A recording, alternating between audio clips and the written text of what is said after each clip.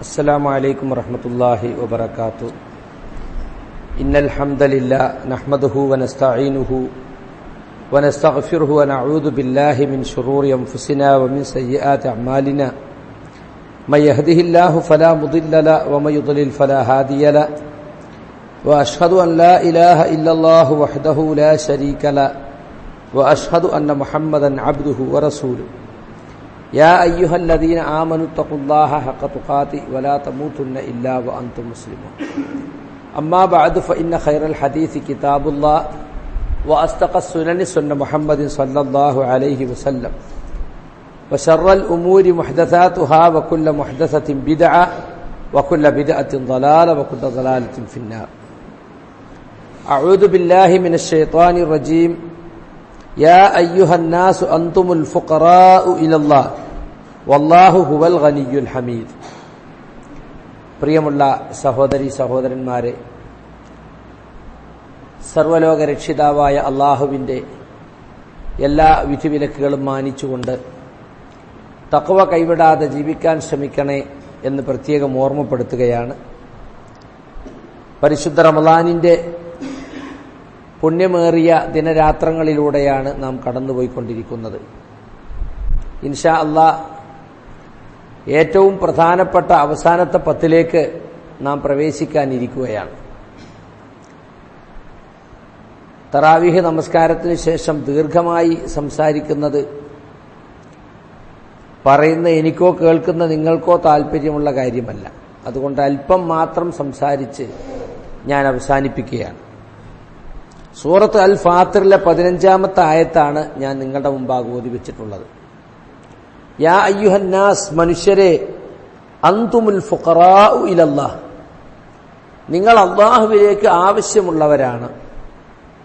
വല്ലാഹു ഹുവൽ ഗനിയ്യ്, ആരുടെയും ആവശ്യമില്ലാത്ത ഗനിയ്യ് എന്ന് പറഞ്ഞാൽ ഐശ്വര്യവാൻ അല്ലാഹു മാത്രമാണ്.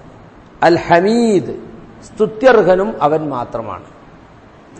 മനുഷ്യരെ സംബന്ധിച്ചിടത്തോളം അവർ എന്തൊക്കെ നേട്ടങ്ങൾ കൈവരിച്ചവനാണെങ്കിലും, സാമ്പത്തികമായും ശാരീരികമായും അങ്ങനെ ഭൗതികമായി എന്തെല്ലാം നേടിയെടുത്തവനാണെങ്കിലും അവൻ അള്ളാഹുവിലേക്ക് ആവശ്യമുള്ളവനാണ്. എനിക്ക് അള്ളാന്റെ ആവശ്യമില്ല, എനിക്ക് ഞാൻ തന്നെ മതി എന്ന് പറയാൻ ഒരു മനുഷ്യനെ കൊണ്ടും സാധ്യമല്ല. അതുകൊണ്ട് തന്നെ എല്ലാ കാര്യത്തിനും അള്ളാഹുവിനെ ആശ്രയിക്കുക, അള്ളാഹുവിനോട് ചോദിക്കുക എന്നത് നമുക്ക് ഒഴിച്ചുകൂടാൻ പാടില്ലാത്ത കാര്യമാണ്. നമ്മൾ എന്തിനാണ് അള്ളാഹിനോട് ചോദിക്കുന്നത്? അള്ളാഹുവിനെ സംബന്ധിച്ചിടത്തോളം നമ്മുടെ ചോദ്യത്തിന്റെ ആവശ്യമില്ല. നമ്മൾ ആരും പ്രാർത്ഥിച്ചില്ലെങ്കിലും സഹായം തേടിയില്ലെങ്കിലും അള്ളാഹ്ക്ക് യാതൊന്നും വരാനില്ല. അള്ളാഹു സുബ്ഹാനഹു വ തആല നമ്മോട് ആവശ്യപ്പെടുന്നത്, നിങ്ങളുടെ ആവശ്യത്തിന് വേണ്ടി നിങ്ങൾ അള്ളാഹിനോട് ചോദിക്കണം. നിങ്ങൾ ആവശ്യക്കാരാണ്. അന്തുമുൽ ഫുഖറാഉ ഇലല്ലാഹ്, നിങ്ങൾ ആവശ്യക്കാരാണ്. അതുകൊണ്ട് നിങ്ങൾ അള്ളാഹിനോട് ചോദിക്കണം. ആരുടെയും ആശ്രയം ആവശ്യമില്ലാത്തവൻ അവൻ അള്ളാഹു മാത്രമാണ്. അള്ളാഹുവിനെ സംബന്ധിച്ചിടത്തോളം അവൻ പ്രാർത്ഥനയുടെ ആവശ്യമില്ലെങ്കിലും പ്രാർത്ഥിക്കുന്നവരെ അള്ളാഹുവിന് ഇഷ്ടമാണ്. പ്രാർത്ഥിക്കാത്തവരോട് അള്ളാഹുവിന് കോപമാണ്. മല്ലം യദ്ഉല്ലാഹ യഗ്ലിബു അലൈഹി, തിർമിദിയുടെ റിവായത്താണ്. നബി സല്ലല്ലാഹു അലൈഹി വസല്ലം പറഞ്ഞു, അള്ളാഹുവിനോട് ദുആ ചെയ്യാത്തവനോട് അള്ളാഹുവിന്റെ വെറുപ്പാണ്. അള്ളാഹു അവനോട് കോപിക്കും.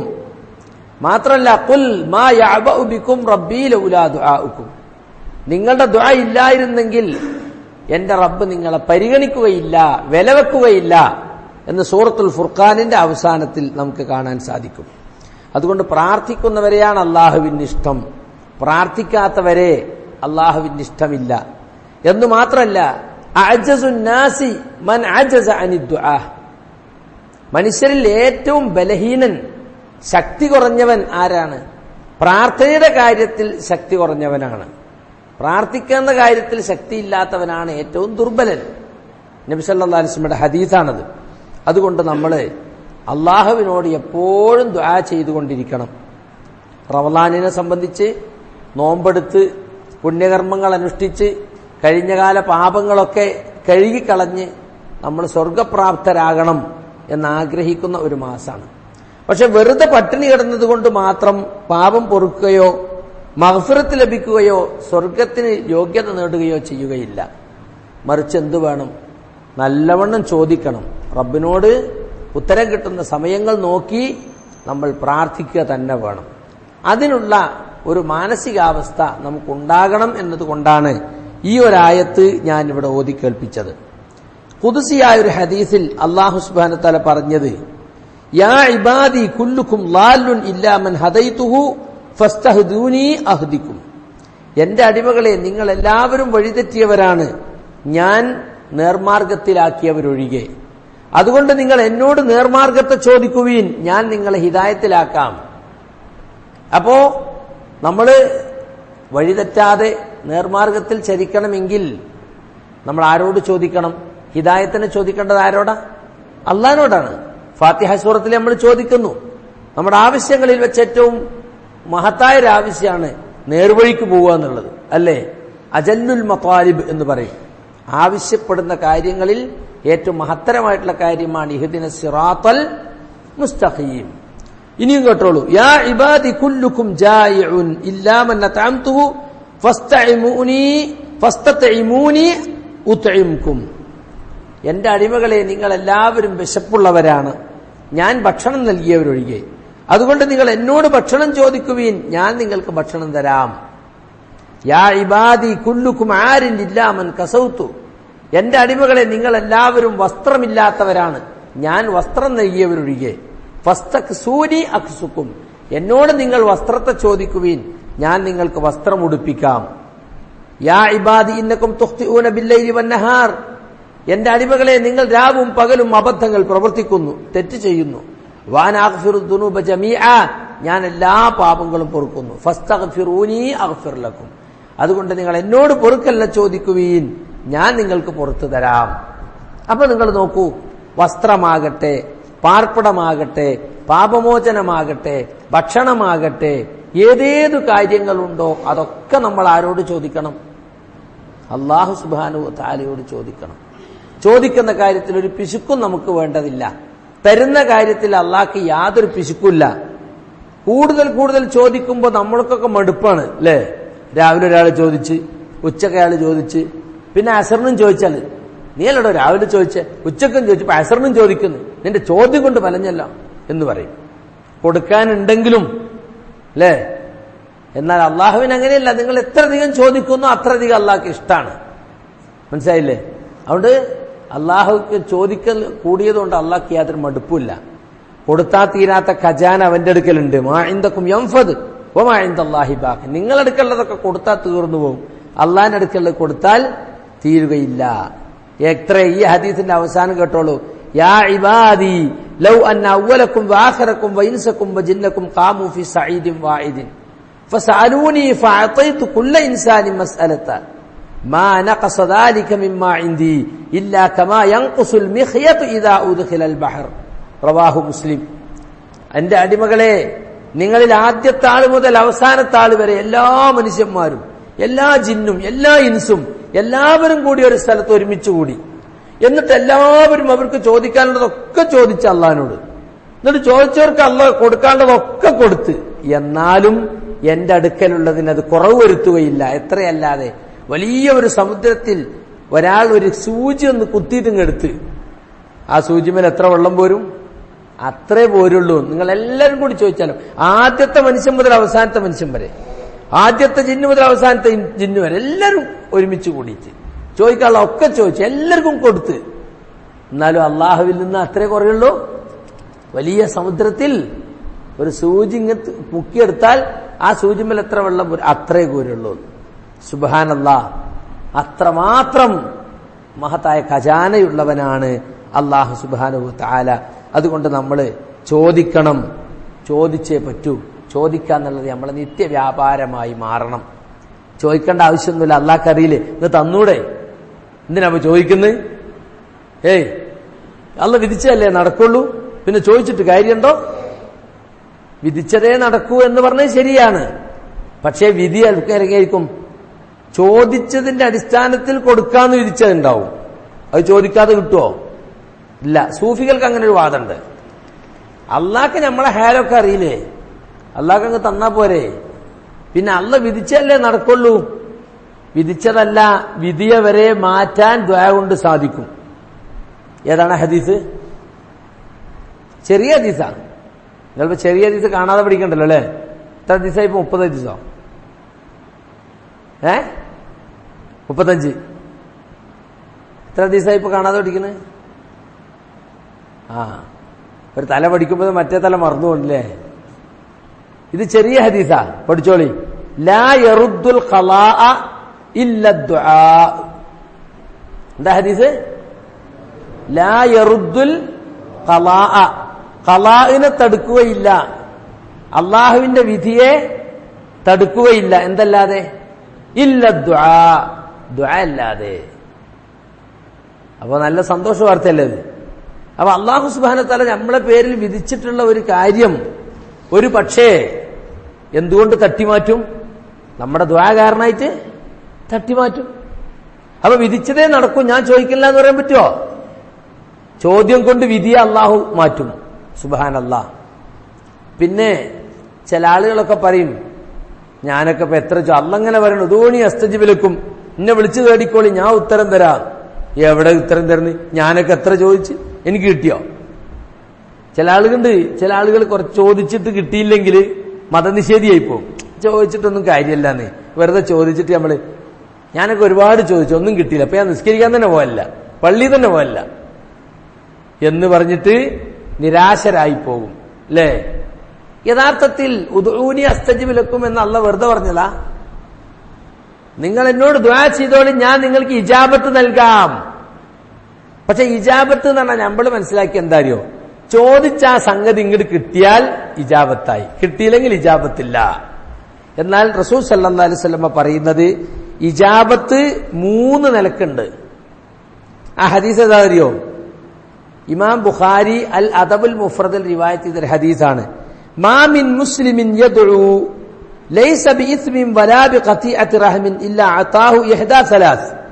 ഒരു മുസ്ലിമായ മനുഷ്യൻ അള്ളാഹുവിനോട് ദുആ ചെയ്താൽ, ചോദിച്ചത് കുറ്റകരമായൊരു കാര്യമല്ല, വലാ ബിഖതിഅത്തി റഹ്മിൻ കുടുംബബന്ധം മുറിക്കുന്ന കാര്യവുമല്ല, എന്നാൽ അള്ളാഹു അതിന് 1/3 കൊടുക്കാതിരിക്കില്ല. 1/3 ഇജാബത്ത് 3 രൂപത്തിലുണ്ട്. എങ്ങനെ? ഇമ്മാ അൻ യുഅജ്ജില ലഹു ദഅവതഹു, ഒന്നുകിൽ അവൻ ചോദിച്ച കാര്യം പെട്ടെന്ന് കൊടുക്കുക. എന്താ ചോദിച്ചത് അത് കൊടുക്കുക. 2 വഇമ്മാ അൻ യദ്ഖിറഹ ലഹു ഫിൽ ആഖിറ, ചോദിച്ച കാര്യം കൊടുക്കുന്നില്ല, പക്ഷെ ഓരോ ചോദ്യവും അല്ലാഹ് ഇബാദത്തായി കണക്കാക്കിയിട്ട് അത് പരലോകത്തേക്ക് കൂലി തരാൻ വേണ്ടി മാറ്റിവെക്കുക. സുബ്ഹാനല്ലാഹ്. അവിടെയല്ലേ നമുക്ക് ആവശ്യമുള്ളത് അല്ലേ? ഇവിടെ വിസ ചോദിച്ചു, വിസ തന്നില്ല. പൈസ ചോദിച്ചു, പൈസ കിട്ടിയില്ല. പുരണ്ടാക്കണം എന്ന് ചോദിച്ചു, അത് നടന്നില്ല. എന്നാലെന്താ കിട്ടേണ്ടത്? എവിടെയാ? അവിടെയാണ്. അപ്പൊ ഇവിടുത്തെ ഓരോ പ്രാർത്ഥന ചോദിച്ചത് കിട്ടിയില്ല എന്നുണ്ടെങ്കിൽ ചോദ്യം വെള്ളത്തിലായിപ്പോയി എന്ന് വിചാരിക്കണ്ട.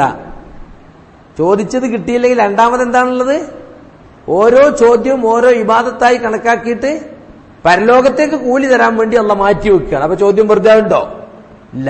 2. മൂന്നാമത്തത് വഇമ്മാ അൻ യദ്ഫഅൻഹു മിന സൂഇ മിസ്ലഹാ, അവനിൽ നിന്ന് അതുപോലെയുള്ള ഒരു സൂഇനെ, ഒരു തിന്മയെ അള്ളാഹു തട്ടിമാറ്റുന്നുണ്ടാവും.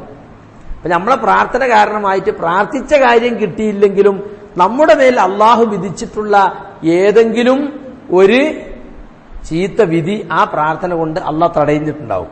പക്ഷെ ഇത് രണ്ടും നമ്മൾ അറിയുന്നില്ല. നമ്മൾ അറിയുന്ന ഏത് മാത്രമേ ഉള്ളൂ? ഞാൻ ചോദിച്ചു, അത് കിട്ടിയില്ല, എനിക്ക് ഇനി അള്ളാഹിനോട് ചോദിക്കേണ്ട ആവശ്യം തന്നെയില്ല, എന്താ ചോദിച്ചിട്ട് കാര്യം, എന്നിട്ട് അള്ളാഹിനോട് ദേഷ്യം അല്ലേ? അപ്പൊ 3/1 സംഭവിക്കും. ഏതൊക്കെ 3/1? 1 ചോദിച്ച അതേ കാര്യം കിട്ടുക. 2 ചോദിച്ച കാര്യത്തെ ഓരോ ചോദ്യത്തെയും ഇബാദത്തായി കണക്കാക്കിയിട്ട് പരലോകത്തേക്ക് കൂലി തരാൻ വേണ്ടി മാറ്റിവെക്കുക. 3 ഈ ചോദ്യം കാരണമായിട്ട് നമ്മുടെ മേലിലുള്ള ഒരു ചീത്ത വിധി, വിഷമകരമായ ഒരു ഖള അതുകൊണ്ട് തടുക്കപ്പെടുക. അപ്പൊ നമ്മളൊക്കെ പ്രാർത്ഥന കാരണമായിട്ട് നമ്മളെ പേരിലുള്ള എല്ലാ ആപത്തുകൾ തടുക്കപ്പെട്ടു പോയിട്ടുണ്ടാവും. ഇത് നമ്മൾ അറിയണ്ടോ? ഇല്ല. അപ്പൊ അതുകൊണ്ട് ചോദിച്ചത് കിട്ടിയില്ല എന്ന് വിചാരിച്ചിട്ട് ഉദൂനി അസ്തജ്ബിലക്കും വെറുതെ പറയാന്ന് വിചാരിച്ചിക്കണ്ട. ഇജാബത്തുണ്ട്, ഇജാബത്തില്ലാത്ത ഒരു സംഗതിയില്ല. മനസ്സിലായില്ലേ? ഫത്ഹുൽ ബാരിയില് ഇബ്നു ഹജർ അസ്കലാനി ചോദിച്ചവരെ മടക്കുകയില്ല, നിരാശരാക്കുകയില്ല, എല്ലാവർക്കും ഉത്തരം നൽകും എന്ന് പറഞ്ഞതില് ചില ആളുകൾ പറയുന്ന ഈ ഒരു കൊസറ ചോദ്യം ഉണ്ടല്ലോ, എന്താ ചോദിച്ചിട്ട് കിട്ടിയോ? എത്ര ആള് ചോദിച്ചവർക്കൊക്കെ കിട്ടിയോ? മരിക്കോളം ചോദിച്ചിട്ട് കിട്ടാത്ത ഇല്ലേ എന്നൊക്കെ ചോദിക്കുമല്ലോ. സാലിഹീങ്ങളായ ആളുകൾ തന്നെ ചോദിച്ചിട്ട് ഉത്തരം കിട്ടാത്തതില്ലേ എന്നൊക്കെ ചോദിക്കുന്നത്. അതിന് മറുപടിയായിട്ട് അദ്ദേഹം പറയാണ്, അന്നൽ ഇജാബത്ത് തതനവ്വ, അള്ളാന്റെ ഇജാബത്ത് പല രൂപത്തിലുണ്ട്. ഫതാറത്തൻ യഖഉൽ മത്ലൂബു ബിഐനിഹി അലൽ ഫൗർ, ചിലപ്പോൾ ചോദിക്കപ്പെട്ട കാര്യം തന്നെ പെട്ടെന്ന് കിട്ടിയെന്ന് വരും. വതാറത്തൻ യഖഉ വലാകിൻ യതഅഖറുൽ ഹിക്മ, ചിലപ്പോൾ ചോദിച്ച കാര്യം കിട്ടും, പക്ഷേ ചോദിച്ച സമയത്ത് കിട്ടിക്കൊള്ളണമെന്നില്ല. 10 കൊല്ലം കഴിഞ്ഞിട്ടായിരിക്കും കിട്ടുക. പണ്ട് ചോദിച്ചത് അന്ന് കിട്ടിയില്ല, ഇപ്പോഴാ കിട്ടിയത് അല്ലേ? അങ്ങനെ ഉണ്ടാവും. അതെന്തിനാ? അത് അള്ളാഹ് അതിനു വേണ്ടി ഒരു ഹിക്മ, അള്ളാഹ് അതിന്റെ പേര് ഹിക്മത്ത് ഉണ്ടാവും.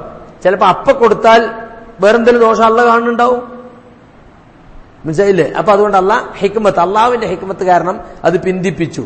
വതാറത്തൻ ഖദ് തഖഉൽ ഇജാബ വലാകിൻ ബിഗൈരി ഐനിൽ മത്ലൂബ്, ചിലപ്പോൾ ഇജാബത്ത് കിട്ടും. എങ്ങനെ? ചോദിച്ചതല്ലാത്ത വേറൊരു കാര്യം കിട്ടുക. നമ്മളൊന്ന് ചോദിച്ച് അള്ളാഹ് തന്നത് വേറൊന്ന്, അങ്ങനെയാവാ അല്ലേ? പഠിച്ചോനെ ആൺകുട്ടിയെ തരണേന്ന് ഭാര്യയും ഭർത്താവും പ്രാർത്ഥിച്ച് 3 പെൺകുട്ടിയെ കൊടുത്ത്. എന്നാലോ ചിലക്കൊരു പെൺകുട്ടിയെ കിട്ടിയെങ്കിൽ ജ്യേഷ്ഠനും ആൺകുട്ടി, ജ്യേഷ്ഠനും ആൺകുട്ടി, പെങ്ങൾക്കും ആൺകുട്ടി, എനിക്കൊരു പെൺകുട്ടിയെ കിട്ടിയെങ്കിൽ അപ്പോനൊക്കെ ആൺകുട്ടി കൊണ്ടു. അപ്പൊ ചോദിക്കാത്തത് ചിലപ്പോൾ കിട്ടിയെന്ന് വരാം. ഹൈസ് ലാ യകൂനു ഫിൽ മത്ലൂബി മസ്ലഹത്തുൻ നാജിസ, ചോദിക്കപ്പെട്ട കാര്യത്തിൽ ചിലപ്പോൾ പെട്ടെന്ന് നടപ്പാകുന്ന ഒരു മസ്ലഹത്ത് ഉണ്ടായിരിക്കൂല. വഫിൽ വാഖിഇ മസ്ലഹത്തുൻ നാജിസ ഉസ്ലഹു മിന്ന, ഇപ്പൊ കൊടുത്തോ അതുകൊണ്ട് അള്ളാഹു എന്തെങ്കിലും മസ്ലഹത്ത് കാണുന്നുണ്ടാവും. ഇതൊന്നും ഞമ്മക്ക് തിരിയില്ല. അപ്പൊ ഇജാബത്ത് പല നിലക്കുണ്ട്. ഇജാബത്തില്ല എന്ന് വിചാരിച്ച് നമ്മൾ എന്ത് ചെയ്യരുത്? ചോദിക്കാതിരിക്കരുത്. ഒരു ഹദീസ് കൂടി പറഞ്ഞിട്ട് ഞാൻ അവസാനിപ്പിക്കുകയാണ്. ചോദിച്ചിട്ട് ഉത്തരം കിട്ടുന്നുവെന്ന് പറഞ്ഞ ഹദീസ്, യുസ്തജാബു ലി അഹദിക്കും മാ ലം യസ്തഅജിൽ, നിങ്ങളിൽ ഒരാൾക്ക് ഇജാബത്ത് കിട്ടും അയാൾ ധൃതി കാണിച്ചിട്ടില്ലെങ്കിൽ. അപ്പൊ സഹാബികൾ ചോദിച്ചു, മൽ ഇസ്തിഅജാൽ യാ റസൂലല്ലാഹ്, അല്ലാഹുവിന്റെ റസൂൽ എന്താണ് ധൃതി കാണിക്കുക എന്ന് പറഞ്ഞ? റസൂലുള്ളാഹിന്റെ മറുപടി, യഖൂലു, അയാൾ പറയും, എന്ത്? ദഅഉതു ഫലമ്മ ഇസ്തജാബു ലി, ഞാൻ പ്രാർത്ഥിച്ചു ഉത്തരം കിട്ടുന്നത് കാണുന്നില്ലല്ലോ. ഫയസ്തഹ്സിറു ഇൻദ ദാലിക്, അങ്ങനെ ചോദിച്ച കാര്യം കിട്ടാതെ വരുമ്പോ അയാൾക്ക് നിരാശ ബാധിക്കും, ക്ഷീണം തോന്നും, ചോദിച്ചിട്ട് കാര്യമല്ല, മടുപ്പ് തോന്നും. വയദഉ ദുആ, അയാൾ പ്രാർത്ഥന തന്നെ വേണ്ടെന്ന് വെക്കും. കണ്ടോ? അപ്പൊ നമ്മൾ ധൃതി കൂട്ടരുത്. അള്ളാഹു ഉത്തരം തരാൻ അള്ളാഹ് തീരുമാനിച്ചെങ്കിൽ ഉത്തരം കിട്ടും. നമ്മളോട് എന്തേ പറഞ്ഞിട്ടുള്ളൂ? ചോദിക്കാനേ പറഞ്ഞിട്ടുള്ളൂ. ചോദിച്ചുകൊണ്ടേയിരിക്കുക. മരിക്കോളം കിട്ടിയില്ലെങ്കിലും മരിക്കോളം ചോദിച്ചുകൊണ്ടിരിക്കുക. മനസ്സിലായില്ലേ? അതുകൊണ്ട് സുഹൃത്തുക്കളെ, നമ്മൾ ദുആന്റെ കാര്യത്തിൽ യാതൊരു തരത്തിലുള്ള മടുപ്പും നമുക്കുണ്ടാകാൻ പാടില്ല. ചോദിച്ചുകൊണ്ടേയിരിക്കണം, പ്രാർത്ഥിച്ചുകൊണ്ടേയിരിക്കണം. എല്ലാ ചെറുതും വലുതുമായ കാര്യങ്ങൾക്ക് അള്ളാഹുവിനോട് പ്രാർത്ഥിക്കണം.